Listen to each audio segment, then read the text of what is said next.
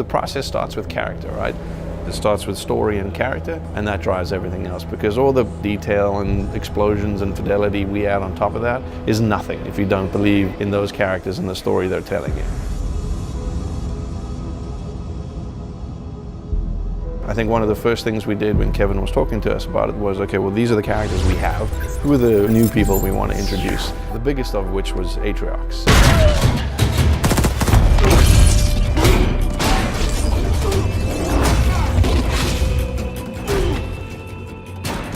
Put a lot of effort into establishing a new enemy, because you can have a great good guy, but he really needs to have an equal bad guy. A brute who can outthink you as well as outfight you physically is a very different kind of a threat, and so that's really where Atриokс was born.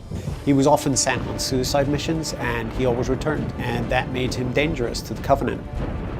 So when we encounter him, he's at the crux of finding a way to amplify and strengthen that army. From a visual standpoint, everything should look like it should hurt you or potentially kill you. We wanted to layer that on top of some of that recognizable Covenant technology. So lots of ramming spikes, lots of layered armor, things that spoke to a brute's sensibilities and aesthetic choices. And then we've also given him little trophies, little very subtle elements that kind of speak to maybe what his past has been like, you know, things that could have just been from somebody that he's dispatched in the past and decided to just keep as a trophy and make it part of his collection. But also the form from function, where armor is at serves a role. You know, he would be more protected around the core, like his chest, and he's got a larger shoulder pad because he's got an augmented gauntlet. Like, this should feel like a bipedal tank.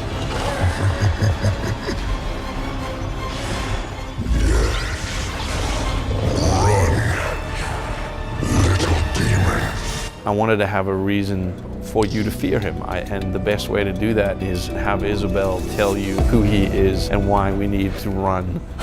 Spartans, thank God. We have to get out of here. When we first meet Isabel, she shows up in a way that we haven't seen AIs behave in Halo before. She's freaked out. When we created Isabel, we wanted to make a different kind of AI. AIs are generally perfection. We wanted a flawed AI from the outset. We wanted her to be a little bit more rough around the edges. She's logistics, so she's, you know, kind of like the tank girl. Ripley from Aliens 2 was a big influence in that. I need her down there with me. Isabel? Sorry, sir. After recent battle reports, you should have figured out that there are rules around here. I intend to break one. We had a real task set out for us in finding not only the person who will be Isabel, but what that voice is. And I think we couldn't have had a better actress for the job. Sir, yes, sir. With the way that we shoot mocap, it has to be the same person who we're scanning for our character model. So this person not only has to look like the character, but has to act like the character and has to sound like the character. To get the likeness and fidelity that we really wanted, the technology demands that you essentially cast who you want to be that character. It's a creative choice, but it's also to showcase the best technology that's available out there. When it works so well, and you just get everything at once, and you really breathe life into that character. It's almost like directing a movie, right? At the end of the day, I mean, cinematics has always been somewhat like that, but now you've actually got us in the studio directing these actors. The process has just changed so much. I really think those first cinematics of the original Halo Wars just kind of raised the bar for the industry as a whole, and that's what we're doing again. I think it's important not to miss, you know, the point that people love these characters that we're creating, and that requires us spending time and effort making sure that they're well-rounded and real.